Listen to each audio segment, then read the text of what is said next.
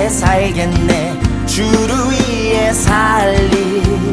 주와 함께 죽는 것, 주의 생명 얻는 것, 주를 위해 살리. 예수를 살리시니 우리도 살게 하시리. 나를 살리신 자 위에 살리.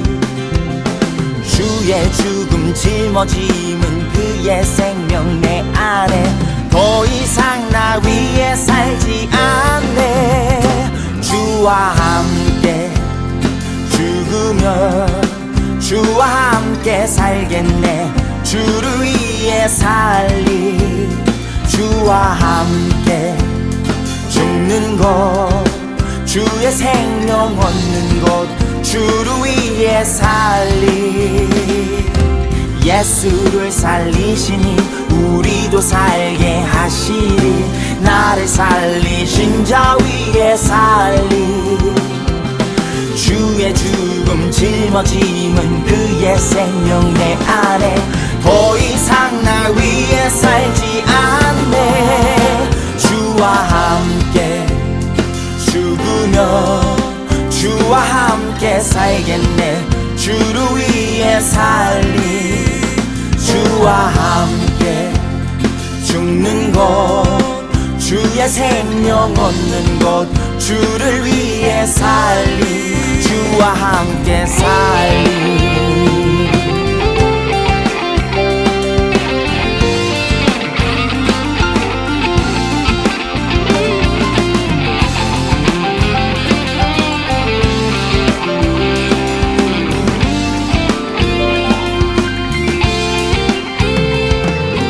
예수를 살리시니 우리도 살게 하시리. 나를 살리신 자 위에 살리. 주의 죽음 짊어짐은 그의 생명 내 안에. 더 이상 나 위에 살지 않네. 주와 함께 죽으면 주와 함께 살겠네. 주를 위해 살리. 주와 함께 죽는 것, 주의 생명 얻는 것, 주를 위해 살리. 주와 함께 죽으면 주와 함께 살겠네. 주를 위해 살리. 주와 함께 죽는 것, 주의 생명 얻는 것, 주를 위해 살리. 주의 생명 얻는 것, 주를 위해 살리. 주와 함께 살리.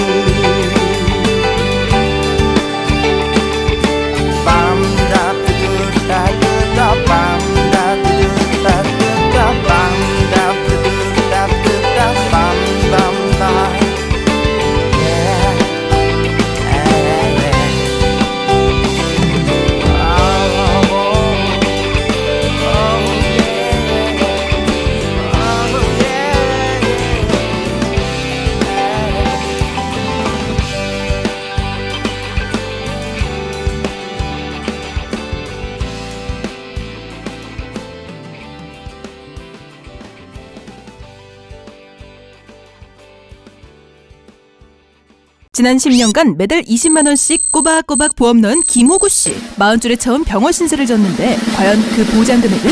꼴랑 100만 원이요. 왜 이렇게 실망스러운 겁니까? 제가 뭘 잘못한 겁니까? 보험 손해보지 마세요. 최고의 전문가들이 본인에게 가장 적합한 보험으로 맞춤형 리모델링 해드립니다. 지금 바로 마이보험 체크하세요. 검색창에 마이보험 체크. 안녕하세요. 반갑습니다. 양희삼TV 카타콤 3프로 목사 양희삼입니다. 오늘은 찍먹신약 김근수 소장님 만나는 시간입니다. 오늘은 제가 일이 좀 있어서 녹화로 진행합니다. 소장님 인사해 주시죠. 안녕하세요. 반갑습니다. 네. 오늘이면은 이미 탄핵이 결정되었을 것 같습니다. 방송하는 날짜로는. 그렇습니다. 아마 그 탄핵이 되어서 온 국민이 기쁨에 막 그 춤을 추는 그런 시간인 것 같습니다. 야, 안 그러면 큰일 나는데 진짜 생각만 해도 상상도 할 수 없는 일인데. 아, 끔찍합니다. 네. 저희가 녹화하는 날이 금요일, 3월 14일 금요일이라서, 예, 한 며칠 앞두고 있는 날인데요. 자, 오늘 구절 보겠습니다. 마가복음 9장 2절부터 8절까지.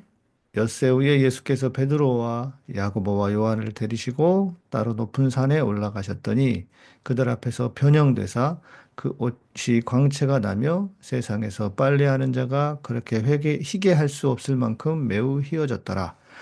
이에 엘리야가 모세와 함께 그들에게 나타나 예수와 더불어 말하거늘 베드로가 예수께 고하되 랍비여 우리가 여기 있는 것이 좋사오니 우리가 초막 셋을 짓되 하나는 주를 위하여 하나는 모세를 위하여 하나는 엘리야를 위하여 하사이다 하니 이는 그들이 몹시 무서워하므로 그가 무슨 말을 할지 알지 못함이더라. 마침 구름이 와서 그들을 덮으며 구름 속에서 소리가 나되 이는 내 사랑하는 아들이니 너희는 그의 말을 들으라 하는지라. 문득 둘러보니 아무도 보이지 아니하고 오직 예수와 자기들 뿐이었더라. 아멘. 자, 오늘은 변화산 사건. 예수님께서 변화산에서 변형되셨다. 변화되었다고도 하고도 변형되었다고도 하는 것 같은데. 자, 오늘 그 진실을 파헤쳐 보도록 하겠습니다. 아예 아주 우리 목사님 진행 솜씨가 날로 일취월장하셔요. 너무 멋지십니다. 예, 아니, 그, 진짜 궁금하기도 하거든요. 아, 그렇죠. 네. 저도 굉장히 단락이 힘들었어요. 오랫동안 이해하기가. 이게 뭔 말인가 이해가 안 되니까. 예. 아니, 진짜 예수님이 그렇게 변화가 되셨을까? 아니면 어떤, 메시지를 위해서 뭔가를, 상징이라고 하면 또 자꾸 욕하니까, 이제, 저기 하니까, 음, 네. 그래서 궁금합니다. 자, 먼저, 엿새 후에 베드로와 야고보와 요한을 따로 데리고 높은 산에 올라가셨다. 엿새 후에도 어떤 의미가 담겨져 있습니까? 그렇죠. 우리 마가복음은 예수가 예루살렘 갈 때까지 활동을 6주로 잡았어요.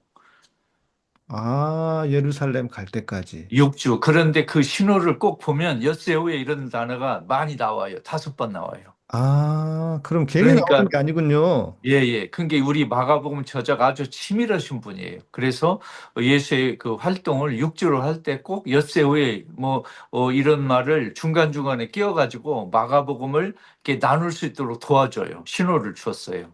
아, 저는 엿새 예. 후에 뭐 이래서 6일간 일하고 또 하루를 안식하셨다. 그거 강조하려고, 안식일 강조하려고 그랬나? 아니, 아니, 그 말도 맞아요. 그 말도 맞아요. 그러니까 예수는 하나님이 천지창조를 6일을 하셨잖아요. 네네. 이게 예수도 6주로 활동을 하시는데 7주는 예루살렘에서 하나님이 쉬시는데 예수는 예루살렘에서 완성을 했다. 이 구도를 잡은 거예요. 우리 음, 마가복음 저자가 치밀하신 분이에요. 그래서 그 음. 하나님의 창조 활동하고 예수의 사역을 대비시켜 놨어요. 아, 평행 이론이라고 그렇네요. 하잖아요. 그렇네요. 왕년에 하나님이 이렇게 창조하셨고 이번에 그러니까요. 예수는 이렇게 구원하셨다. 이렇게 말하고 싶은 음. 거예요. 하나님의 창조 사역과 예수님의 예. 구원 사역을 대비시키는. 그렇죠. 이게 나란히 놨어. 평행으로. 대결이 아니고 나란히. 그러니까 똑같다 이런 말을 하고 싶은 거죠. 그 신호를 엿새 후에라고 해놔요. 항상. 아, 그걸 마가복음에 찾을 수 있는데 정말 놀라운 발견이에요. 이런 걸 보면 아하 마가복음 저자가 창세기를 염두에 두었구나. 이걸 알 수 있습니다.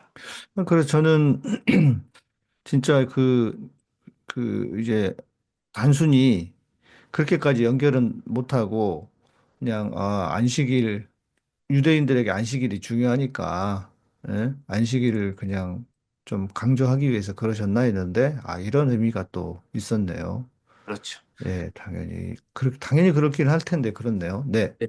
그런데 여기서 또 중요한 건 이 바로 앞단락이 뭐냐면 베드로가 그 예수를 고백한 그 단락이잖아요. 사단아, 내 뒤로 물러가라. 그렇죠. 그- 그래서 혼났단 말이에요. 그리고 일주일 지난 거예요. 일주일이 지났다. 그렇네요. 예, 일주일이 지났네. 그러니까 우리가 성서를 공부할 때 그 단락 하나하나만 볼 게 아니고 앞뒤 단락의 이음을 보시면 더 잘 알 수 있어요. 어떻게 진행되고 있는가. 그렇죠, 물론. 네. 그러니까 일주일 전에 지금 그 베드로가 고백해놓고 그 예수에게 사단이나 물러가라 하고 이렇게 혼을 났잖아요. 네. 근데 오늘 갑자기 예수가 제자 3명만 데리고 12명이 아니에요. 딱 3명만 데리고 산을 올라가요. 맞습니다. 예. 근데 거기서 예수의 모습이 변하는 걸 보여주잖아요. 네. 그러면 제자들 심정, 특히 베드로 심정이 어떠겠어요? 아니 일주일 전에 돌아가신다고 그러고 나를 혼냈는데 갑자기 지금 와가지고 산에서 뭐가 짜잔하고 변하니 이 양반이 정신이 대체 어떤 양반인가 그렇죠. 궁금할 거 아니에요. 그러니까 한 가지만 해야 되는데 자꾸 헷갈리게 이랬다 저랬다 하는 거 하곤 하는 거고. 아니 갈릴레아 호수에서 고기 잡던 평범한 그 어부들에게 이 어마어마한 상징을 막 이렇게 뒤집었다 뺐다 하니까 헷갈리는 거잖아요, 당연히. 그렇죠. 지금 베드로 심정이 혼란스러울 거라고요. 음. 일주일 전에 죽으러 간다 하신 분이 갑자기 막 뭐 엘리야 모세하고 이야기하는 광경이 나오니까 이게 대체 뭐지? 이게 나보고 어떻게 하라는 이야기야? 이런 고민이 들었을 거라고요. 네. 우리 그런 궁금증을 가지고 이 단락을 보시면 너무너무 재밌어요. 그렇습니다. 우리 네, 지난 시간 복습을 좀 해야 될 것 같습니다. 사단아 내 네. 뒤로 물러가라. 이 말은 너 꺼져. 이 마귀 새끼 저리 안 가? 이게 아니고, 음? 이게 아니고, 네, 아, 네 생각이나 네 욕망으로 하지 말고 나를 네. 따르라. 그러면 그렇죠. 된다. 내 예, 뒤에 따라와 이 말이에요. 예, 예. 추방한 게 아니고 내 뒤에 따라와 하고 지금 다스리신 거죠. 아, 이걸 전 진짜 처음 들었단 말이에요. 아이고 진짜 어쩔까. 처음 들었어요. 그래서, 그게 그 말이구나. 그러면 예수가 만일 베드로를 사탄아 꺼져 물러가 하면 다시는 못 쫓아와야잖아요.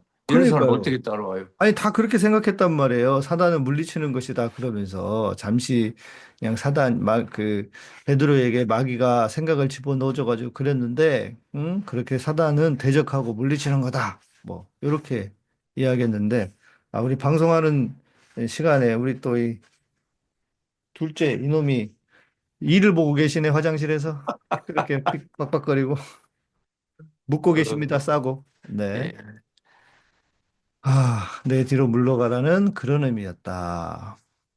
네. 자, 그리고 그 다음에 이제 높은 산으로 올라가셨다 하는데 이 높은 산은 몇 개가 나옵니다. 헤르몬산, 예, 그다음에 다볼, 예, 그다음에 감람산. 예. 근데 제가 이제 가봤지 않았습니까? 예, 그러시죠. 예. 그러니까 감람산은 그냥 좀 그런 정도고 그 언덕이니까요. 예, 지대에 비해서 예, 지대 그렇죠. 자체는 예루살렘은 뭐 800m라고 하니까 높지만 다볼산도 높긴 합니다. 그런데 헤르몬산하고는 비교가 안 되지 않습니까? 그렇죠. 차이가 나죠. 그러니까 헤르몬산, 우리 개역 성경으로는 헐몬산인데 예, 헐몬산은 저기 그 요르단과 국경을 하고 있으면서 요르단 동쪽이고 이 시리아겠네요. 예, 모든 이스라엘의 물의 근원이 헐몬산인데 거기서부터 물이 흘러나오는데 예. 북쪽이니까. 예, 쪽이니까 거기서부터 흘러나와서 거기 그 바니아스 폭포도 만들어내고요. 예. 거기에 그러면은 여기 높은 산은 어딜까? 그리고 헐몬산은 스키도 타더라고요. 가보니까 그렇죠. 스키장도 그러니까 있고. 일주일 전에 우리 베드로가 예루살렘에서 볼 때 가장 북쪽에서 고백을 했고 혼이 났고 일주일 지난 뒤에잖아요. 그러면 계속 걸었다면 예루살렘에 올 정도 시간은 됐지만 그렇게 계속 걷지 않고 이렇게 천천히 왔을 것이고 그래서 산은 어느 산인지는 분명하지는 않지만 아마 그 전승하고 연결된 산이 아닐까 하는 추측을 합니다. 시내산과 연결된다고요? 예. 그러니까 전승이 그 모세가 시나이산으로 올라갔잖아요. 그 세 예. 명을 데리고 나중에 70명을 데리고 예. 그래서 그 사건하고 이 예수가 새 제자를 데리고 올라간 걸 대비시키려고 문학적으로 이렇게 음. 구성하지 않았나 싶어요. 위치는 시내산은 예. 아닌데, 예. 근데 만약에 시내산이면은 훨씬 더 아래쪽이니까, 그러니까 좀 이해가 안 되죠. 예. 예. 너무 많이 내려가 버렸고. 그 예. 예루살렘보다 훨씬 더 아래쪽, 예. 심지어 이집트 국경 쪽인데, 하여튼 예. 전승으로 보면 신해산 전승하고 너무 비슷하고 위치상으로는 아닌 것 같고 그래서 그렇게 생각합니다. 헷갈리고 있. 그러니까 의도적으로 구약의 사건을, 시내산의 사건을 좀 예, 이렇게 끌어와서 이야기를 풀어가시는 거다. 그렇죠. 그 정도로 이해하시면 되겠네요. 예. 음. 그러니까 모세가 세 사람을 데리고 나중에 70명의 그 사람을 데리고 산에 올라가 가지고 하나님하고 나눈 이야기가 있잖아요. 그렇네요. 예. 그 장면을 재현하는 거 다시. 음. 그래서 모세하고 엘리야하고 예수가 세 명이 대화하는 식으로 네, 네, 네. 그렇게 쓴 마가복음 저자 의도가 있어요. 아. 그러니까 근데 모세는 그 율법의 대표자잖아요. 이 모세가 그 십계명을 받기 위해서 시내산으로 올라갔을 때는 하나님하고 모세 둘만 있었는데, 그렇죠. 그때 또 나중에 또 세 명 데리고 가고 또 70명 데리고 갔죠. 아, 그렇죠. 올라가긴 했네요. 예, 아, 예, 예. 네. 네. 그러니까 모세와 3인방, 예수와 3인방을 이렇게 일부러 꾸민 거예요. 음. 그래서 한편으로는 마가복음 저자가 모세와 예수를 연결도 하고 또 한편으로는 예수가 모세보다 훨씬 뛰어난 인물이다 이 말을 하고 싶은 거죠. 아, 그러니까 신약은 항상 구약의 사건을 가져와서 뭔가 근거를 만들고, 아, 그렇죠. 예. 그리고 그 구약과 신약을 쓰면서 구약을 토대로 해서 그러니까 의도적으로라도 사건을 연결시키고, 그렇죠. 예. 그렇게 해서 신약이 그냥 하늘에서 뚝 떨어진 게 아니고 근거가 구약에 있다는 걸 자꾸 의도적으로 말하고 싶은 거지 않습니까? 잘 보신 거예요. 지금 우리 양희삼 목사님은 어지간한 구약 성사학자, 신약 성사학자보다 잘 알고 있어요. 이게 왜 뭐냐면 그러세요? 이 우리 복음서 저자들의 의도는 두 가지. 하나는 예수를 구약과 연결시키는 거예요. 네, 네. 한절이 아니고 연결이 된 거예요. 두 번째는 구약보다 뛰어나게 만들어야 돼. 두 뛰어나게. 가지를 동시에 해야 돼요. 이게 아, 예수는 구약과 관계가 없는 분이 아니다. 우리 유다인들과 아주 밀접한 분이다 하고 그동안에 이 구약에 대한 인물들보다 더 뛰어난 분으로 써야 돼요. 두 가지를 노릴 거예요, 항상. 그러네요. 그러니까 연결만 시킬 뿐만 아니라 예. 더 뛰어난 분이고 더 완성된 그러니까 구약을 율법을 완성시키셨다라고 하는 그런 차원으로 그런 각도로 계속 의도적으로 사건을 쓰고 있는 거네요. 그렇죠. 그러니까 마가, 누가, 마태, 요한 모든 복음서 저자들은 한편으로는 예수가 이스라엘 백성과 연결하는 걸 말하기 위해서 구약을 끌어와요. 두 번째는 예수가 구약의 인물들보다 훨씬 뛰어난 최고의 인물이라는 걸 부각시켜야 돼요. 두 가지를 같이 꼭 하고 있어요. 네, 그렇네요. 예. 아, 그렇네요, 진짜. 그냥 연결만 시킨다고 생각했는데 이것도 한 그릇 하나가 더 있네. 업그레이드 시키는 거였네요. 그렇죠. 왜 예. 연결만 하면 예수가 n분의 1인 거예요. 그렇죠, 그렇죠. 예. 근데 극복을 하고 완성을 해야 최고 인물이잖아요. 예. 근데 예수가 이스라엘로 관계없는 인물이 되면 또 안 되는 거예요, 그거. 왜냐하면 구약이 하나님의 역사를 차단하는 거잖아요. 그러니까요. 그래서 항상 연결을 하고 그러나 한 칸 더 상승하는 걸로 항상 그리고 있어요. 네. 자, 아까 이제 소장님께서 말씀해 주신 이제 모세가 산을 올라갔던 이 대목이 출애굽기 24장에 나오는데 24장 13절에 13절부터 모세가 그의 부하 여호수아와 함께 일어나 모세가 하나님의 산으로 올라가며 장로들에게 이르되 너희는 여기서 우리가 너희에게로 돌아오기까지 기다리라. 올라갔어요. 예, 같이. 아, 여기도 있다. 음, 9절이네요. 모세와 아론과 나답과 아비후가 이스라엘 장로 70인이 올라가서 그러니까 모세가 아론과 나답과 아비후를 데리고 그리고 그렇죠. 70인과 올라갔네요. 예, 예, 예, 우리가 이거 잘 쉽게 놓치는데 예, 보니까 이거 두 번째 올라갔을 때입니까, 이게? 예, 예. 그렇죠? 예, 두 번째 올라갔을 때. 그것처럼 예수님이 세 명을 데리고 올라갔다. 그러네. 그렇죠. 비슷하네, 진짜. 네. 근데 여기서 재밌는 게 왜 모세하고 엘리야가 나타났냐는 거예요. 예수 혼자 모습이 변하면 되는데 왜 둘을 나타나게 시켰느냐. 예. 그 모세는 율법의 대표자예요. 그렇죠. 그러니까 제가 이제 요거는 제가 한번 아마 맞춰보겠습니다. 그렇죠. 예, 예.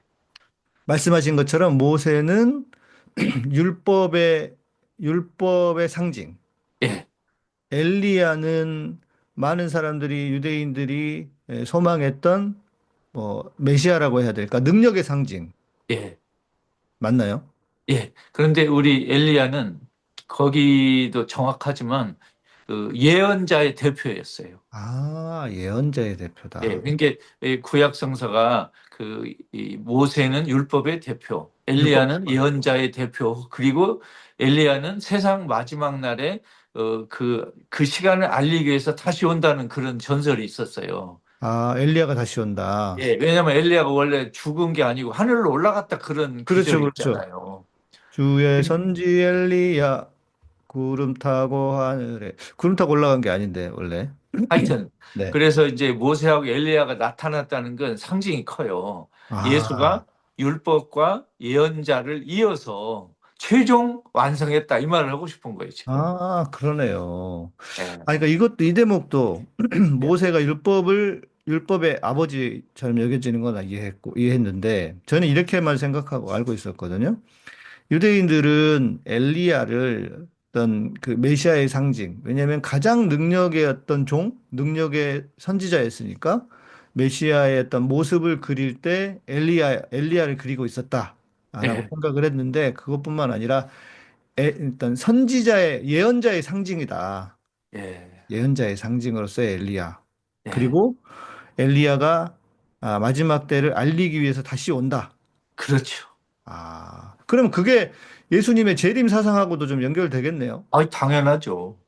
그리고 목사님 이전에 우리 어떤 대목이 있었냐면 마가복음에 사람들이 예수 나를 뭐라고 하더냐 하니까 제자들이 여론을 아, 맞다, 전달하잖아요. 맞다. 그랬네요. 그때 뭐 했죠? 세례자 요한이라고 하는 사람도 있고 엘리야라고 하는 엘리야라고 한 사람도 사람이 있고 있었습니다. 예, 그다음에 그냥 예언자 중에 하나라는 사람도 있었단 말이에요. 맞습니다. 예.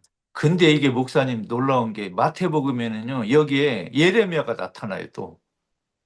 아, 그랬나요? 예레미야가? 예, 이게 마태복음만 예레미야가 슬쩍 끼워요. 제자들이 예수에 관한 여론을 전달할 때 네.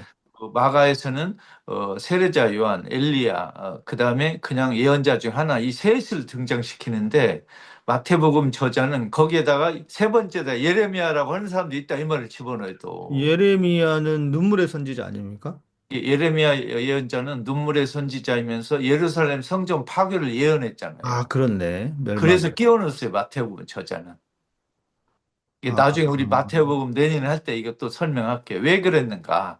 다 이 복음서 저자마다 생각이 있었던 거예요. 아, 자네는 생각이 있구나. 이렇게 그렇네. 말하잖아요. 그러니까 그리고 마태복음은 이미 그 예루살렘이 멸망할 한 즈음 이후에 써졌으니까. 그러니까 예, 예. 그 예루살렘의 멸망을 보고 완전한 멸망을 보고 구약의 예루살렘 성전의 멸망을 연결시키고 끼워 넣은 뭐 그런 느낌도 들긴 하는데요.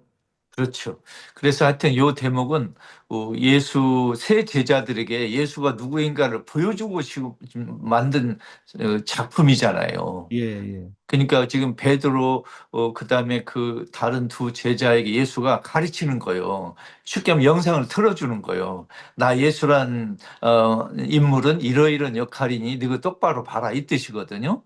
그래서 이제 보여줬어요. 뭘 보여줬느냐? 모세하고 엘리야하고 예수가 이야기하는 장면을 보여줬고 그다음에 예수 옷이 하얗게 변하고 네. 또 예수 얼굴이 또 반짝이게 빛나는 걸 보여줬잖아요. 그렇죠. 예. 예, 세 가지를 보여준 거예요. 그 세 명이 이야기하는 장면, 또 그 얼굴이 변하는 장면, 옷이 변하는 장면. 그 다음에 하나가 또 있어요. 이제 들려주는 게 하나 있어요. 구름 속에서 소리를 들려줘요. 음, 그게 예. 예수님이 세례를 받으시던 때에도 들렸던 소리 아닙니까? 그 소리인데 그때는 예수 혼자 들었어요. 아하, 그러네. 그때 세례를 준 그 세례자 요한도 못 듣고 예수 옆에 있던 동료 세례 받는 사람 못 듣고 예수 혼자만 아, 들었어요. 그렇죠, 그렇죠, 그렇죠. 근데 예. 지금은 뭐냐면 이 세 제자도 듣는 다 거예요. 들었네. 예. 아, 이게 좀 다른 거예요. 그러니까 옛날에는 예수 혼자 하나님의 아들이라는 거 하나님이 알려준 장면으로 독자들에게 보여준 거고, 이 지금 산에서 장면은 예수 제자들에게도 이제 예수가 하나님의 아들이라는 걸 쉽게 말하면 알려줘 버린 거예요. 공개해 준 거예요. 조금씩 그러네. 예수의 그러네. 정체를 좀 제자들에게 널리 알려준 거 이제 조금씩. 그러네요. 진짜 그런 측면이 있네. 예, 근데 아직 십자가 죽음 부활이 나와야 마지막으로 알려주는 건데 조금씩 예수의 신분을 제자들에게 열어주는 거예요. 보여주는 교육적으로 조금씩 조금씩 알려주는 거예요. 음, 그러니까 일주일 전에 우리 지금 베드로가 혼났잖아요. 네. 근데 이제 베드로가 예수의 정체를 조금씩 가까이 알 수 있는 장면을 조금씩 보여준 거예요. 지금 복음서 저자가. 음, 그런 효과가 있는 단락이죠. 그러면 제자들 입장에서, 예. 베드로 입장에서 알아먹긴 알아먹었을까요? 일주일 전보다는 조금 좀 명확하게 알긴 알지만 아직도 헷갈릴 거예요. 왜냐하면 그러니까. 아니 죽으러 가는 양반이 왜 이렇게 화려하게 보이지? 죽으러 가면 초췌해야 되고 절망해야 되고 초조해야 되는데 무엇이 반짝이고 뭐 하늘의 소리가 들리고 옷이 하얗게 되니까 이게 도대체 이 일주일 전과 지금이 잘 안 맞을 수도 있어요. 헷갈리잖아요. 아니, 이제 그런 모습을 보았으면 이거는 진짜 대박인데, 자기 예, 입장에서는 예수님이 예, 진짜 예. 왕이구나. 이렇게 대박인데, 일주일 전에는 야, 상장 폐지. 이렇게 해버렸단 말이죠. 헷갈리지, 진짜. 뭔 헷갈리는데 말인지. 거기다가 나중에 이제 그 저기 유다 사람들이 예수 붙잡으러 오잖아요. 네. 그 장면을 베드로가 옆에서 목격하잖아요. 그쵸, 그쵸. 그러면 또 이거 어떻게 된 거냐고. 음, 정말 우리 베드로는 너무 헷갈리는 양반이요. 아니 예수가 베드로를 갖고 희롱하는 거지 왔다 갔다. 그러니까요. 보여주지나 말지. 이랬다 저랬다. 그게 아, 뭔 말이냐면 복음서 저자 의도는 예수를 직접 보고 같이 밥을 먹고 체험은 제자를 할지라도 예수의 정체를 알기가 쉽지 않다는 말을 하는 거예요, 계속. 음, 그건 우리도 마찬가지라는 거죠. 성서를 읽고 세례를 받고 교회 성당에 다니는 우리도 예수를 제대로 아는 거 쉬운 일이 아니다 이 말을 하는 거예요, 계속. 한국에는 하나님 진짜 지가 다 안다는 목사들 너무 많은데, 정광훈이도 그렇고. 그렇지 않습니까? 이 또라이들. 지가 뭐 하나님 뜻을 다 안대, 씨. 응? 이 한국의 목사들이 최고인 것 같아. 야, 근데 그렇게 과장을 하는 분 치고 하나님을 제대로 아는 분은 드물 것 같아요, 제 생각에. 왜냐하면 진짜 하나님을 아는 사람은 그렇게 과장할 수가 없어요. 내가 제대로 하나님을 알았나 하고 항상 좀 겸손하고 자제하고 좀 돌아보고 이런 태도가 나오는 거죠. 진짜 아는 사람은 그런 것 같아요. 그니까요. 아니, 제가 가끔씩 요즘 좀 덜하는데, 전에 이제 방송할 때 우리 시청자분들이 난 구원 받았는지 잘 모르겠다. 내가 이 정도 이런 삶으로는 구원을 받았는지 잘 확신이 없다. 그러면 제가 했던 말은 당신이 자기 스스로를 돌아보면서 내가 구원을 받았는지 의심하면서 살아가는 그 태도를 보니까 구원 받은 것 같다. 예.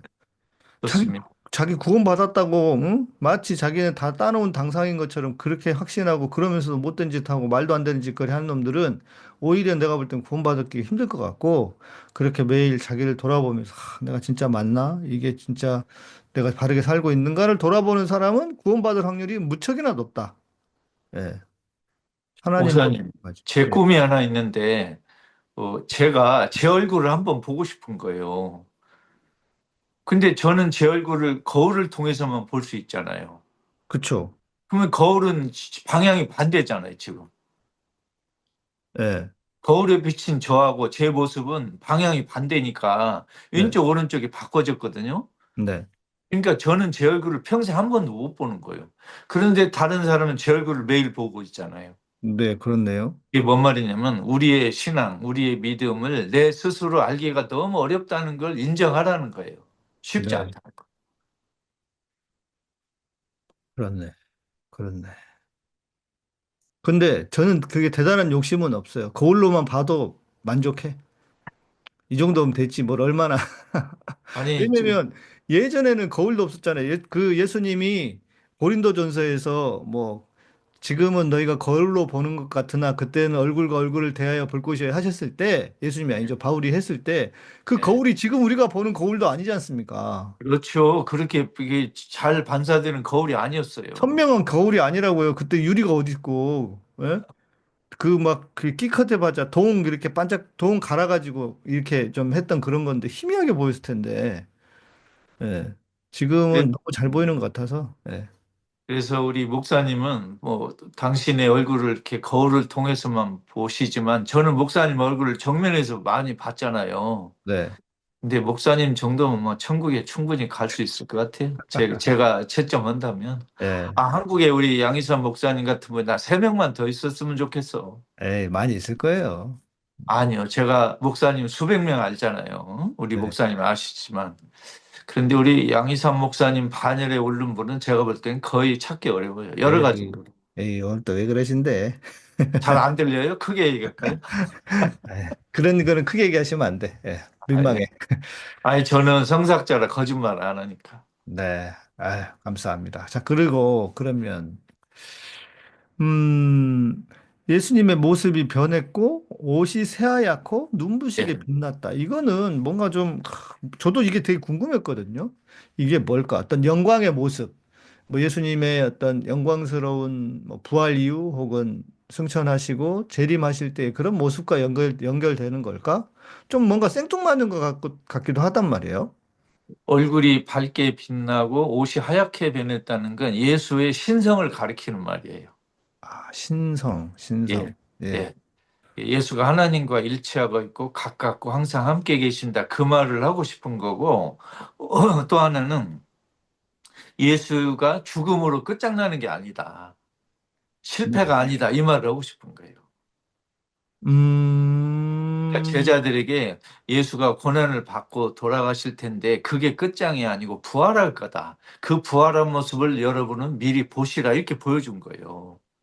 그러니까 죽음은 얼마나 초라합니까, 실은. 그렇죠. 우리의 인생에서 가장 초라한, 그러니까 슬프고 안타까울 뿐만 아니라 인간에게 있어서 가장 초라한 게 죽음이지 않습니까?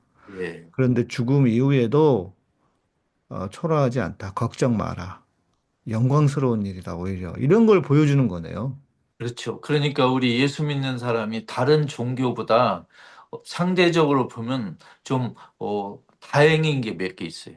네, 네. 다른 종교에서는 인간의 죽음은 마지막이에요. 그렇죠. 예, 그리고 쉽게 하면 패자 부활전이 없어요. 예, 그리고 만일 어떤 사람이 삶이 박해받거나 교통사고로 돌아가시거나 가족 관계로 또 전쟁으로 정말 비참하게 사는 인생이 많잖아요. 네. 무덤도 없고 표지판도 없이 돌아간 분도 많고 이런 분들의 삶이 그냥 우리 시중에서 하는 말로 무의미한 죽음, 개죽음이 아니라는 걸 우리 예수 믿는 사람 알 수 있는 거예요. 우리의 삶은 하나님이 또 보호하시고 또 명예 회복을 해줄 거다 이걸 우리 알고 있잖아요. 근데 우리는 이제 이런 생각은 하지 않습니까? 예수님은 예수님이니까 그런 어떤 죽음의 의미가 있지만 우리는 에이, 뭐 그냥 살다 가는 인생 뭐 또 그 제가 들은 바로는 불교의 걸레 스님이 계셨대요. 막 예. 걸레처럼 삶을 사시다가 그래서 그분이 이제 마지막 유언이 그거였대요. 괜히 왔다 간다. 그러니까 그 스님은 어떻게 보면 자연스럽게 죽음을 받아들이셨지만 우리 그리스도인이 갖고 있는 희망은 없었던 것 같아요. 이게 그리고 예, 거기는 이제 윤회 사상을 믿으니까 그렇죠. 다음에 또 뭐 태어나고 뭐 이러면 되겠지 하는 그런 것도 있으셨던 것 같고. 네. 이번에 그 프란치스코 교황님 설교에 이런 말이 나오더라고요. 마침 요새가 사순절이잖아요. 네. 우리는 흙에서 왔으니 흙으로 돌아가라. 이걸 항상 이제 기억하는 시기인데, 교황 말씀이 뭐가 있냐면, 우리는 하자는 먼지에 불과하지만 하나님과 연결된 위대한 먼지라는 거예요. 음, 하찮은 먼지가 아니고 위대한 먼지다.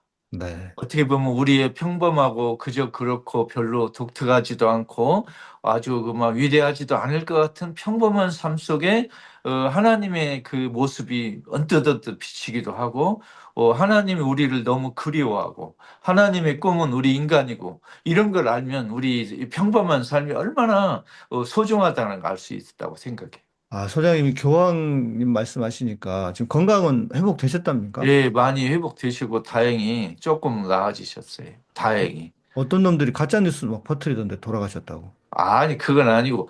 그런 건 그렇게 중요한 건 확인하셔야죠. 그러니까요. 그렇게 널리 알려진 분의 그 생사가 그렇게 가짜뉴스로 처리될 수 있는 건 아니죠. 그 말씀하시니까 제가 이제 로마 갔을 때가 생각나는데 그 시에나 성당인가요? 네네. 현장가 있는? 예, 예, 저는 그 생각보다는 그 감동이 그렇게 막 그 크지는 않았던 것 같아요. 예. 일단 고개가 아프다. 근데 너무 이제 고개가 아프다. 저 진짜 로마, 계속 보고 있어야 되니까. 로마 처음 가본 분은 그런데 두 번, 세 번 가면 좀 느낌이 달라집니다. 아, 목사님 그렇습니까? 다음에 저랑 한번 가시죠. 제가 안내를 할 테니까 이리저리. 아, 아니 근데 그 시에나 성당은 예, 가서 말도 못하게 하고 거기 막 그 사람들 막 미에 터져가지고 이러고 있는데 그냥 누가 예, 조금이라도 얘기하면 와가지고 막 이게 뭐 떠들지 말하지 말라고 그러고 아 뭐 예. 그러니까 아니 좀 보면서 와 멋있다 이렇게 말도 해야 되는데 뭐라 그럴까 그런 말도 못하게 하고 그러니까 뭔가 좀 눌려가지고 그랬는지 그런데 가실 때는 거의 문을 닫기 직전에 들어가야 돼요. 그래야 사람이 없어요. 아 그런가요? 그럴 때야 조금 편안하게 보실 수 있고 끝날 때쯤. 음 그러니까 이 거기 바티칸 박물관은 또 그 성당은 한 번 가면 안 돼. 여러 번 가셔야 돼. 시간을 바꿔가지고. 아니 그 진짜 그렇게는 하겠더라고요 왜냐면 너무 많아. 맞아요. 너무 많고, 그리고 저는 이제 가이드 통해서 들어가서, 왜냐면 가이드한테 해설을 들어야 되니까, 저는 예. 이제 여행 가면 항상 특히 유럽이나 이런 데는 가이드, 현지에서 가이드 해가지고, 그 미술관 같은 것도 그냥 가지 않고, 뭐, 가이드 통해서 보거든요. 가이드들이 설명을 잘 해주니까. 근데, 와, 진짜 너무 많고 너무 느낌이니까, 저는 오히려 어디서 질렸냐면, 그, 복도 있지 않습니까? 복도. 예, 예, 예. 긴 그 복도에 이 그림들과 와, 이 뭐지? 진짜 거기서 질려버렸어, 저는. 너무 예. 압도당하고, 이야, 진짜 너무했다. 이런 생각이 들더라고요. 근데 목사님 그 베드로 성당 가보셨죠? 그렇죠, 가봤죠. 예. 거기 맨 위에 종탑 올라가 보셨어요? 둥그런 거- 지붕에 거기? 못 가봤습니다, 종탑은. 거기 아, 종탑 있는지 그럼 로마 간 몰랐네. 거 아니에요. 이거 잘못 간 거예요. 아, 거기 올라가서 그 둥그런 그 종탑 있잖아요. 야외로. 네. 거기를 한 바퀴 빙 돌아서 로마 시내 전체를 360도로 몇 바퀴 돌아야 성당을 간 거예요. 아, 베드로 성당 위에. 아, 그러면요, 거길 가셔야지. 아, 아니, 진짜. 딴 데서 베드로 성당 그 종탑을 보기는 했는데, 거기 뭐 도는지를 안 알려주더라고요. 그거는. 그 가이드가 안 알려준 그거. 거기 가면 돈 못 받으니까. 아, 거기를 올라가서 그 지붕에서 그 앞에 광장도 보시고, 로마 여기저기도 보시고, 바티칸 그 안에 교황님 사는 집도 위에서 보고 좀 그래야지 멋있죠. 다시 음. 갑시다. 이게 잘못 그래야 가신 거예요. 되겠네. 그래야 네, 되겠어요. 그러니까 알겠습니다. 한번 다시 가고 싶더라고요. 어디든 그래요. 한 번 더 가고 싶은 데가 너무 많아요. 예, 아, 로마는요, 안 가본 사람이 있어도 한 번 간 사람 없어요. 네, 진짜 다시 가고 싶은데, 네, 아, 가시죠. 네. 그런 곳이 있었구나. 예. 그 로마 그 베드로 성당은 그 다른 곳에서 보던 그 성당의 느낌하고는 좀 다르긴 했습니다. 예, 어떤 뭐랄, 것이 좀 다르셨어요? 그러니까 뭐랄까, 세비야든 이런 데는 뭔가 이렇게 화려하게 만들어 놓기는 했어요. 금 다 뺏어다가 예, 제 느낌으로는 덕지덕지 같아. 너무 많이 맞아요. 붙여놨는데, 예. 그 베드로 성당은 뭔가 이렇게 그 깔끔하고 그러면서도 좀 기품도 있고, 와. 그러니까 제가 다른 성당은 가가지고, 어떤 느낌이었냐면, 하지 말라니까 꼭 이런 것만 하고, 이런 느낌이었거든요. 아니, 예, 하나님이 손으로 지은 성당에, 손으로 지은 집에 계시지 않는다 그랬잖아요. 그래서 짓지 말라 예, 그랬는데, 이건 뭐 예. 성당이나 개신교나 마찬가지. 근데 왜 이렇게 지어가지고 말이야. 이런 느낌이었는데, 베드로 성당은 갔더니, 아, 있을 만하다. 이 정도면. 이런 느낌은 좀 들었어요, 진짜. 저도 다른 데 말고 이 교황청 베드로 성당 가면 느끼는 느낌이 뭐냐면요. 하나님의 사람들을 이쪽으로 모이게 만들었구나. 음. 여기서 뭔가 느끼고 가게 좀 배려했구나. 이런 느낌을 받아요. 아니, 그러니까 그런 게 좀 있더라고요, 진짜. 예, 예. 음. 제가 이제 웬만한 말씀 봐요. 영국, 프랑스는 성당이 있습니까? 아, 뭐 저기 노트르담 있네. 노트르담이나 저기 샤르트르 같은 데 있죠. 네, 프랑스도 가봐야 되는데. 제가 런던, 파리는 못 가봐가지고. 그래도 스페인, 포르투갈, 뭐, 이탈리아, 웬만한 성당은 가봤는데 저 베드로 성당에 뭔가 아 여기가 아, 원탑이구나 하는 느낌이 진짜 좀 있었던 것 같습니다. 예, 그리고 베드로 성당 가면 예수를 가장 연구를 많이 하고 감동받은 사람들이 거기를 많이 오고 가니까 음. 일단 그 공간이란 공간이 좀 거룩하게 보여요. 뭔가 있구나. 여기서 예수를 제대로 아는 분들이 많이 여기서 왔다 갔다 했구나. 그런 느낌이 들더라고요. 그런 것도 있고 건축적으로도 너무 좀 이렇게 그 정제되어 있고 뭔가 이렇게 이게 아무튼 너무 잘 지었다는 느낌이 들더라고요. 예, 예. 예, 좋았던 것 같습니다. 진짜 한번 더 가보고 싶은데 소장님하고 갈 날이 가야 되는데 더 늙기 전에 가야 될 것 같은데. 언제 한번 가시죠. 예, 아마 그래 갈 기회가 있을 겁니다. 열심히 돈을 모아야 되겠네요. 예, 자 그러면 아까 이제 말씀해 주셨지만 엘리야, 모세가 나타났습니다. 음, 그 이야기를 좀 한 번만 더 해주시면 좋을 것 같습니다.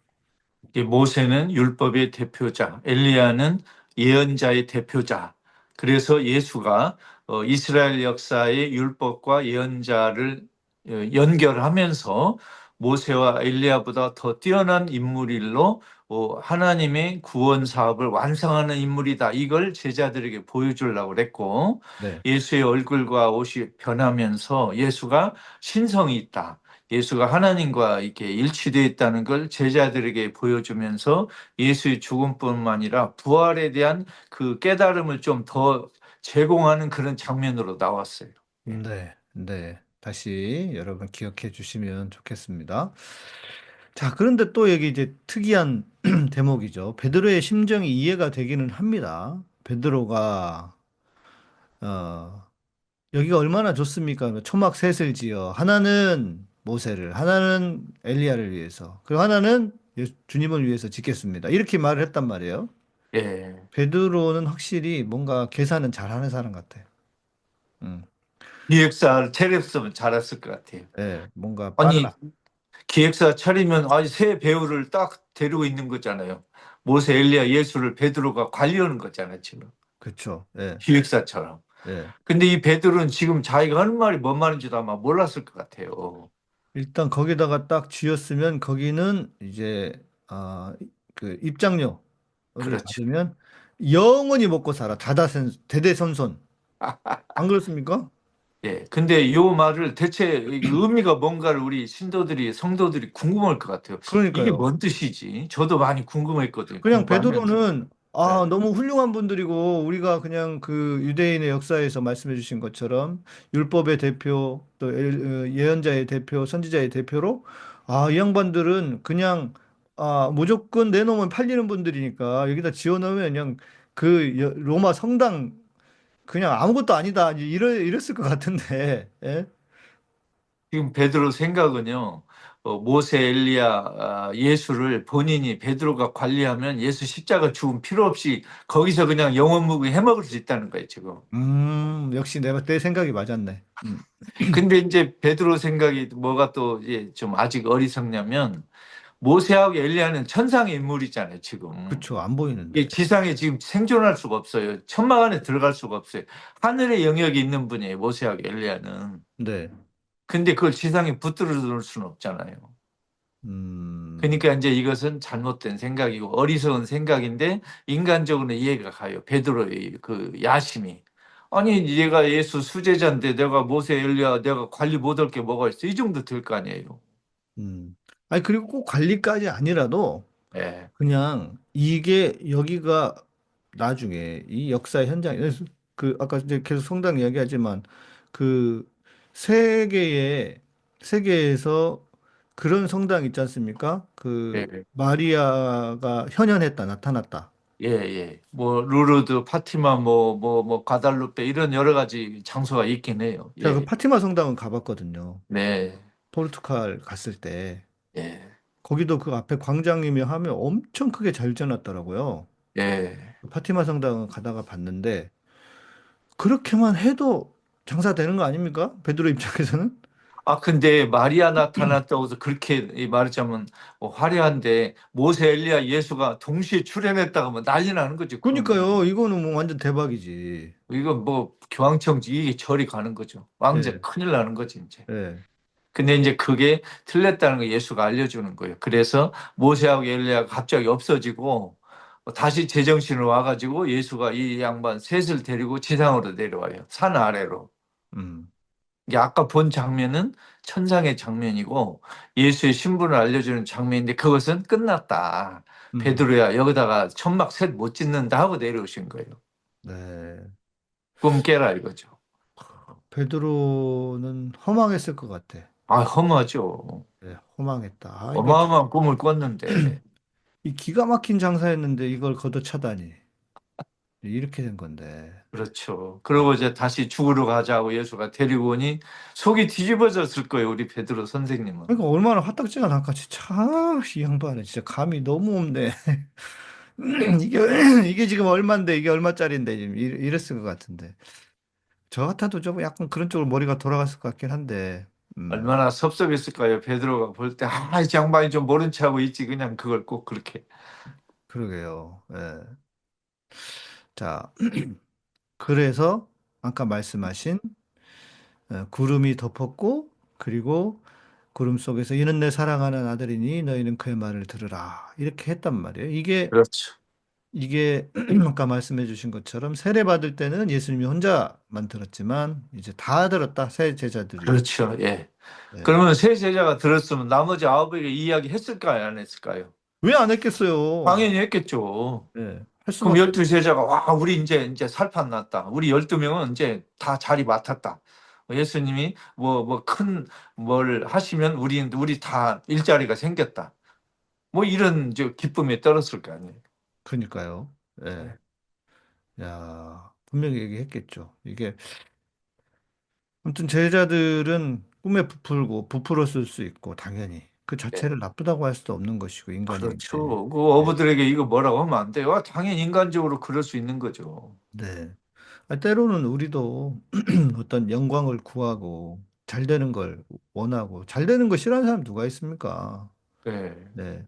그런 차원에서 무작정 제자들을 비난할 수만은 없는데 문제는 예수님의 제자들은 결국은 어떤 복음의 본질을 깨달아서 예수님처럼 예수님다운 삶을 살았다면 지금 이 대한민국의 목사들 혹은 대한민국의 성도들은 돈과 복에 환장해가지고 거기에 멈춰 있다는 게 지금 성공과 돈과 복에 멈춰 있다는 게 이게 가장 큰 문제가 아닌가 싶어요. 그러니까 오늘 이 예수의 모습이 변하는 장면 이런 거 보고 베드로의 실수 이런 걸 보면서 지금 내가 예수를 믿고 따르는 성도요 신도인 내가 예수를 제대로 따르고 있는가를 반성하는 그런 단락으로 삼았으면 좋겠어요. 내가 네. 뭔가 예수를 잘못 보고 있고 예수를 잘못 이용하려고 하지 않느냐 베드로처럼 이런 걸 좀 반성했으면 좋겠어요. 네. 그러니까요. 뭐 말은 하나님을 사랑하고 예수님을 사랑한다고 하는데 말뿐 하는 짓은 너무 정반대. 그러니까 뭐 저는 진짜 대한민국의 개신교는 하나님을 믿지 않는다. 그런 예수님, 그런 낮아지고 섬기려고 하고 희생하신 예수님, 희생까지는 아니라도 좀 우리는 그래도 좀 그 비슷한 모양이라도 흉내라도 내야지. 뭐 방향 자체가 다른 데를 향하고 있는데 어떻게 그 하나님을 안 믿는다고 할 수 있을까? 진짜 저는 안 믿는다라고밖에 생각을 할 수밖에 없는 것 같습니다. 그래서 다른 분들이 하나님을 제대로 모시지 못하고 따르지 못한다고 할지라도 우리 양희삼 TV, 찍먹 TV 시청자들은 우리라도 좀 똑바로 살고 또 더 많은 사람이 양희삼 TV 찍먹 신약을 볼 수 있도록 권유도 하고 초대도 해가지고 예수를 제대로 따르는 사람이 한 명이라도 늘어날 수 있도록 하는 게 우리 임무 같아요, 지금. 맞습니다. 예. 그러니까 가라지를 없앨 수는 없는데 네. 그 가라지가 그래도 알곡이 되도록 변하도록 권유도 하고 초대도 하고 그렇게 해야 되지 않을까 싶은데 이제 그런데 이제 또 문제가 생겼네요. 자, 그러면 이제 오늘 이 이야기가 과연 실제 사건인가? 그 진실, 어떤 그 문학적인 표현, 뭐 이럴 수도 있지 않습니까? 그러니까 이게 이제 이런 건 우리 성서학자들이 마가복음 저자가 없던 일을 설정한 게 아니냐 이런 의견도 있는데 네, 그 여부에 관계없이 우리가 이 단락에서 얻을 수 있는 메시지는 변함이 없어요. 이게 음, 실제 일어난 사건이든 마가복음 저자가 없던 일을 설정했건 간에 이 단락이 우리에게 주는 교훈은 똑같아요. 메시지는. 네, 그러니까 네, 예수는 신성이 있다. 음, 또 예수는 부활하신다. 우리 제자들은 예수를 잘못 이해하면 안 된다. 이런 좋은 메시지를 얻었잖아요. 그걸로 충분하다고 생각해요. 네, 나머지는 성서학자들에게 맡기시고 우리가 얻을 수 있는 거 이 정도만 해도 충분하지 않느냐. 네. 이렇게 생각합니다. 아, 그렇네요. 진짜. 음. 제가 그동안 방송을 녹화를 하는데 조명을 안 켜고 있었어. 어째 색깔이 이상하다 했었어요. 에이, 사람이 그렇습니다. 아니 근데 저 보면 우리 양희삼 목사님 얼굴이 지금 빛처럼 팍 빛나고 옷이 하얗게 변하는데 지금 예, 그러니까 이 방송에 또 이 그 효과까지 또 이렇게 저양해. 일부러 지금 목사님이 지금 그렇게 만드신 것 같아요. 일부러. 그러니까 와서 보더니 뭐 하는 거냐고 이렇게 지금 그러면 속으로 그러면서 불을 켜주고 왔어요. 어째 이상하다. 이래도 안 되고 저래도 안 되고.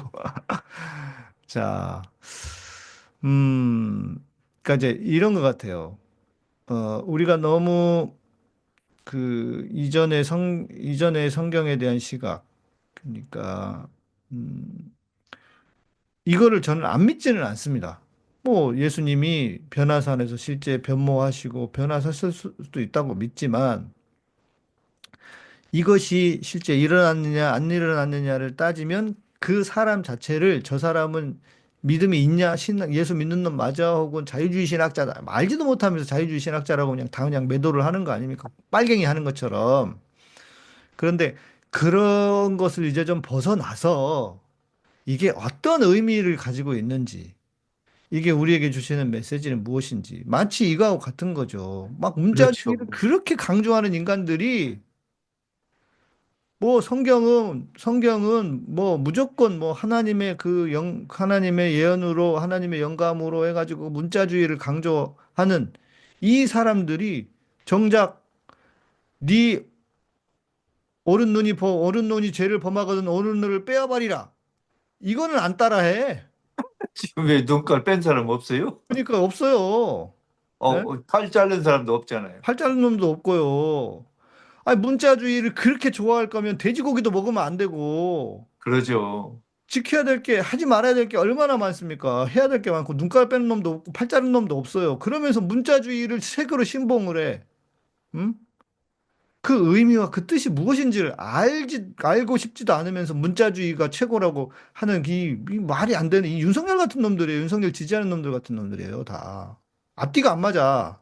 그래서 목사님, 우리 찍먹 신약 시청자들에게 이렇게 좀 추천하고 싶어요. 성서를 공부하고 묵상할 때 어떤 귀절, 문장 하나만 보는, 즉 나무만 보는 것보다는 숲을 보는 이 복음 전체의 그 줄거리가 어떻게 진행되는지. 또 하나는 그 성서를 보면 등장인물이 있잖아요. 네. 오늘 같으면 예수, 제자, 새, 모세, 엘리야 나오잖아요. 그러면 등장인물하고 마음의 대화하는 것도 중요해요.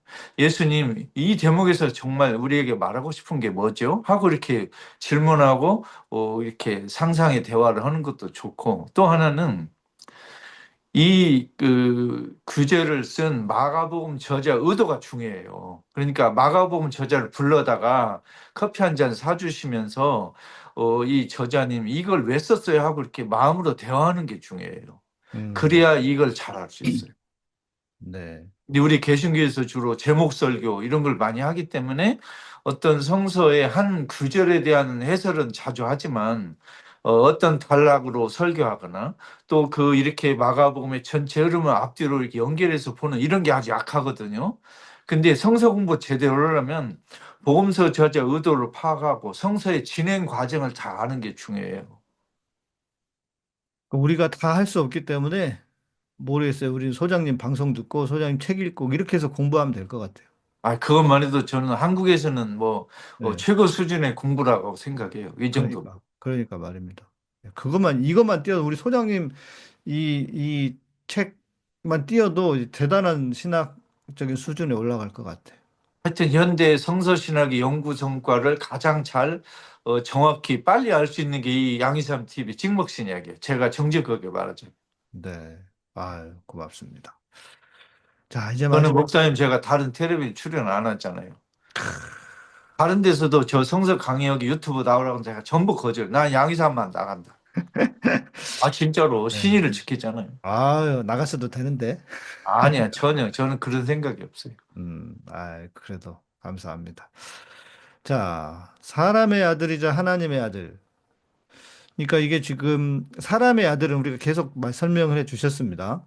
그러니까 구약에서 사람의 아들. 근데 그 사람의 아들이 곧 하나님의 아들이라는 거잖아요. 그렇죠. 근데 네. 이걸 잘 이해를 못하면 사람의 아들과 하나님의 아들을 갈등 관계, 대립 관계로 오해할 수 있어요. 네, 네. 그거 아니에요. 이게 어떤 사람은 예를 들면 예수가 본인이 사람의 아들이라고 그랬으면 하나님의 아들이라고 자백한 건데 왜 자꾸 하나님의 아들을 이렇게 말하는 분이 있어요. 음, 이분은 하나님의 아들과 이 사람의 아들을 이 파악을 못한 거예요, 지금. 갈등 관계를 보면 그렇지 않아요. 네. 예수는 사람의 아들이면서 동시에 하나님의 아들이에요. 음. 그 뜻이에요. 네. 그 사람의 아들에 대한 설명을 한 번만 더 해주셔야 될 것 같습니다. 예. 자꾸 잊어버리고 이게 음. 놓칠 수도 있을 것 같아요. 사람의 아들은 세 가지를 말하는데 지금 이스라엘에 와서 기적과 마귀 쫓음과 가난한 사람을 위로한 그 행동을 하시는 우리 역사 안에 들어와서 행동하는 그 분 이 뜻이 하나 있어요. 네. 두 번째는 어, 반대 세력에게 고난을 받고 십자가에 죽고 부활한 분. 또 네. 하나는 세상 끝날에 인간을 심판하러 오실 그분. 이 세 가지가 사람의 아들에 들어가 있어요. 음, 이게 지상에 와서 활동한 분, 죽고 부활하실 분, 또 세상 끝날에 우리를 심판하러 오실 분. 이 세 가지가 사람의 아들에 들어가 있어요. 네. 근데 요 세 가지를 이문열의 사람의 아들 예수는 없더라고요, 보니까. 그러니까 이 잘 모르는 거예요. 이제 모르고 이야기하는 거 지금. 그 이문열 씨가 그걸 알 수도 없었을 거고, 모르죠. 어떻게 알겠어요. 심지어 우리 그 도울 선생님도 이런 거 모르실 거예요. 도월 선생님은 아마 예수에 대해서는 저에게 개인 지도를 좀 받으셔야 될 분 같아요. 음, 신학적으로. 예. 네. 그러니까 본인의 어떤 인문학적인 소양으로 성경을 해석을 하시고, 네. 뭐 그런 차원에서는 저도 성경을 풍성하게 해석할 수 있다는 면에서는 인정하는데, 어떤 그 성경이 말하고 있는 어떤 본질적인 메시지 혹은 이 시대와 배경에 대한 이해가 좀 이렇게 부족한 상태에서의 해석이 어떤 좀 자의적인 해석이 될 수 있어서 그런 거는 조금 아쉽긴 합니다. 저는 도월 선생님의 천재성, 학문적인 호기심, 우리 민족을 사랑하는 애정, 학구열 이런 건 너무 좋게 보고 배우는 게 많은데 그분이 예수에 대해서 말씀하시는 건 성서를 보는 본인의 생각을 말한 거지 성서가 우리에게 주는 메시지는 아직 파악을 못 하시는 것 같아요. 네, 네. 뭐, 그러니까 성경이라고 하는 것은 기본적인 어떤 하나님에 대한 믿음, 신앙, 예수에 대한 믿음, 신앙을 전제로 해야만 제대로 보일 수 있는 거지 않습니까? 그렇죠, 네. 그렇죠. 예. 그렇지 않으면은 어떤 그 인문학적인 그 시각으로 볼 수밖에 없게 되는 것이고, 뭐 스님들도 성경을 많이 읽으신다고 하니까요. 예. 근데 이제 목사님 우리도 알지만 하나님 아버지를 제3자적 관점에서 구경만 하고 관찰하는 거에서 얻는 거하고 내가 하나님을 내 음. 아버지로 모시고 따르고 하는 거에서 보는 건 천지 차이예요. 그러니까 말입니다. 네, 이게 천지 차이예요. 네. 네. 이제 그런 차원에서, 저는 제가 이렇게 소장님하고 찍목신약을 하면 할수록 모르겠습니다. 제가 이제 워낙 이제 다른 목사들이나 또 이제 그 교수들한테 별로 관심이 없어가지고 그런지 모르겠지만 이 소장님이 지금 우리 대한민국에서 신약에 있어서는 가장 대가 중에 한 분이 아닐까 이런 생각이 들어요. 예. 아이고, 저 앞으로 더 열심히 공부하겠습니다. 근데 이제 그게 매일매일 4시간 이상씩을 꼭 책을 읽고 공부를 하시는 이거를 어떻게 이깁니까? 누가 이기겠습니까? 이런 꾸준함을. 그래서 진짜 우리는 너무 귀한 시간을, 귀한 것들을 배우고 있다. 생각이 들어서요. 네, 소장님이 늘 함께 해주셔서 감사합니다. 이제 좀 마지막 우리 말씀 정리해 주시고 마치도록 하겠습니다. 이제 우리 윤석열도 쫓아냈을 거니까 네. 이제 대선 승리하고 우리 대한민국을 정말 정말 정의가 살아있는 사회로 만드는데 우리 찍먹 시청자분들이 각자 삶의 터전에서 본인들의 능력과 그 의사대로 좀 열심히 활동하셨으면 좋겠고, 또 우리 찍먹 신앙을 통해서 더 예수를 가까이 아는 이 길을 계속 같이 걷자, 이렇게 말씀드리고 싶습니다. 네. 아직 결정이 안 난 상태에서 녹화 중에서 진짜 한편으로는 조마조마하긴 한데요. 설마 아니겠죠? 설마 말도 안 되는 일인데 이거는. 아이고 참 새로운 대한민국 진짜 하나님의 나라가 이 땅에 임하는 그런 대한민국이 되기를 소망하면서요. 네, 오늘도 우리 소장님 함께 해주셔서 감사드리고요. 저희는 다음 시간에 뵙도록 하겠습니다. 고맙습니다. 양희삼TV는 여러분의 후원과 슈퍼챗, 슈퍼이챗 그리고 멤버십으로 운영됩니다. 구독, 좋아요, 알람 설정 해주시고요. 저는 다음 시간에 뵙겠습니다. 소장님 감사합니다. 고맙습니다. 감사합니다. 가타고양이삼TV 구독하세요. 가타고양이삼TV 구독하세요. 가타고양이삼TV 구독하세요. 가타고양이삼TV 구독하세요. 구독 알람 설정도 구독 알람 설정도 가타고양이삼TV 구독하세요. 가타고양이삼TV 구독하세요. 가타고양이삼TV 구독하세요. 가타고양이삼TV 구독하세요. 구독 알람 설정도. 인간을 포함한 모든 생물들은 자연으로부터 많은 것들을 얻습니다. 우리 몸에서 만들어내지 못하는 비타민C도 이러한 자연으로부터 얻어야 합니다. 천연 비타민이란 바로 공장에서 화학적으로 합성하여 만든 것이 아니라 청정지역에 적합한 환경에서 재배하고 수확한 자연의 유기농 과일 그 자체를 농축한 것입니다. 천연 상태에 살아있는 비타민C에는 루틴, 비오플라보노이드, 팩터 K, 팩터 J, 팩터 P, 타이로시나제, 아스코르브노겐 등이 풍부하게 포함되어 있습니다. 그러나 합성 비타민C는 아스코르브산 단일 물질로만 이루어집니다. 합성은 자연으로부터 얻은 다양한 요소로 이루어진 비타민C를 모방할 수 없습니다. 루틴, 비오플라보노이드, 팩터 K, 팩터 J, 팩터 P, 타이로시나제, 아스코르브노겐 등의 성분이 대량으로 포함된 천연 비타민C군을 선택해야 합니다. 특히 요즘 같은 상황에서 예방과 면역력 증진에 필요한 올바른 천연 비타민C를 선택하세요. 캐나다에서 생산하는 인기 상품 천연 비타민 마오에 관한 문의는 웹사이트 supereleutin.com, 전화 1522-6801이나 페이스북 자연건강대학 또는 카카오톡에서 엘레오틴을 검색하시면 됩니다.